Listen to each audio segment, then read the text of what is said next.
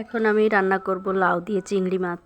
এই জন্য আমি কিছু বাগদা চিংড়ি ছোট ছোট করে কেটে নিয়ে সেগুলো কড়াইতে দিয়ে দিচ্ছি।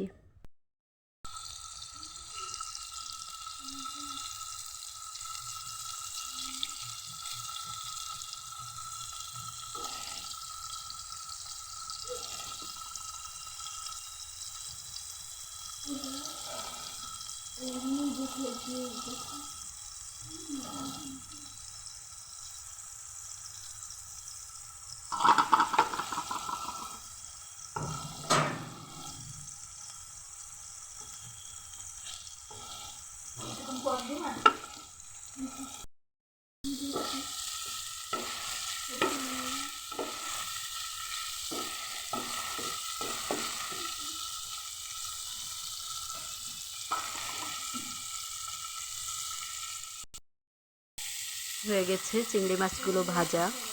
এবার লাউ দিয়ে দিব এই তেলের মধ্যে, পানি দিয়ে গরম করে তারপরে লাউ দিয়ে দিব। কাঁচামরিচ, পেঁয়াজ, রসুন বাটা, আদা বাটা, লবণ, হলুদ সব কিছু দিয়ে কষিয়ে নিচ্ছি।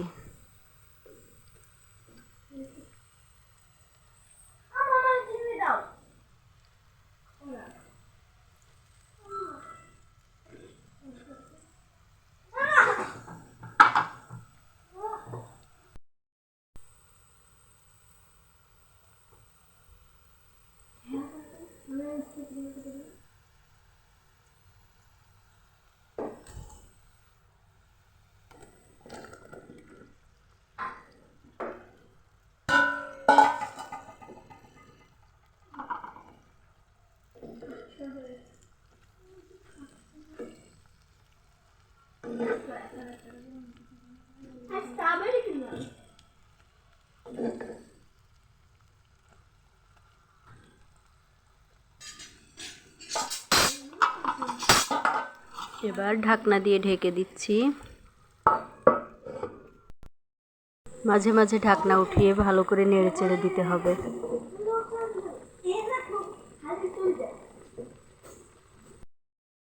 উল্টে পাল্টে নেড়ে চেড়ে এবার আবার ঢাকনা দিয়ে ঢেকে দিব। এবার দিয়ে দিলাম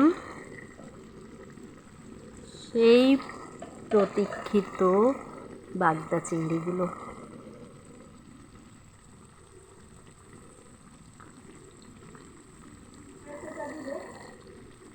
আমার লাউ খেতে খুব ভালো লাগে, আর এটা অনেক উপকারী। এটা একটা সুন্নতি খাবার। আমাদের নবী সাল্লাল্লাহু আলাইহি সাল্লাম উনি খুব পছন্দ করতেন লাউ দিয়ে মাংস রান্না, লাউ দিয়ে যে কোনো কিছু দিয়ে আসলে অনেক কিছুই রান্না করা যায়। যেমন লাউ দিয়ে দুধ দিয়ে রান্না করা যায়, তারপর মাংস দিয়ে রান্না করা যায়, মাছ দিয়ে রান্না করা যায়। লাউয়ের কোনো বিকল্প নাই।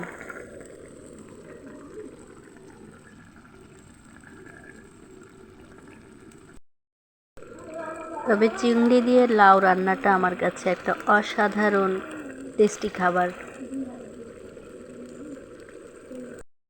কষানো হয়ে গেলে সামান্য একটু ঝোলের পানি দিতে হয়। লাউয়ে কিন্তু বেশি পানি লাগে না, খুব অল্প পানিতেই লাউ রান্না হয়ে যায়, কারণ লাউ থেকে আরও পানি বের হয়। তো এটা পানি জাতীয় খাবার, এই জন্যে শরীরের জন্য খুবই উপকার। এই যে কষানো শেষে পানি দিয়ে দিলাম।